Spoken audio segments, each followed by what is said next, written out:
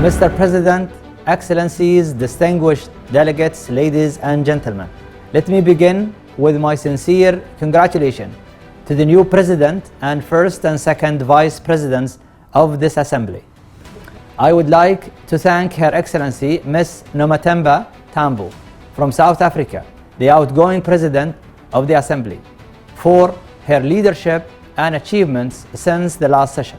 It is an honor to address the Assembly at its 32nd session.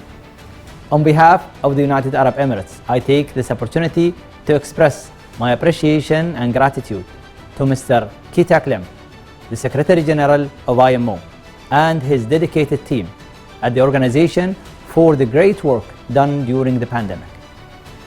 Last month at COP26, the whole world gathered to discuss and agree on how and when actions will be taken to deal with the climate change, and I am sure these commitments will change the way we conduct business in the future. At the IMO, we have to work diligently to ensure that the global supply chain is efficient and affordable while we are working to achieve the COP Net Zero targets. In the United Arab Emirates, we always turn challenges into opportunities. As a response to the pandemic, the United Arab Emirates became the world's most vaccinated nation. The country was also one of the first IMO member states to designate seafarers as key workers during the pandemic. We facilitated safe crew change for over 240,000 seafarers and provided medical care and free COVID-19 vaccination to seafarers and port employees working in the UAE waters. Back in 2017, the United Arab Emirates announced its Energy Strategy 2050, aiming to reduce CO2 emissions by 70% through the use of 50% clean energy sources. Also, this year, the United Arab Emirates was the first nation in the region to announce its net zero targets by 2050.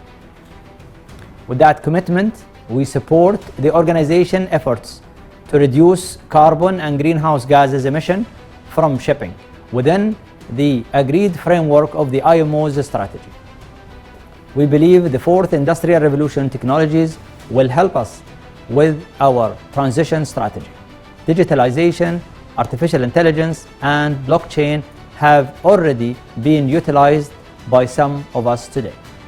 In this regard, I would like to appreciate the tremendous work done by the IMO to embrace digitalization and integrate technologies within the regulatory framework. In cooperations with the member states, the United Arab Emirates contributed significantly to the regulatory scoping exercise on maritime autonomous service ships MAS under the various organs of IMO. We also established the UAE Unified National Single Window Framework and its National Committee, which integrates maritime, aviation, land and railway transportation sectors.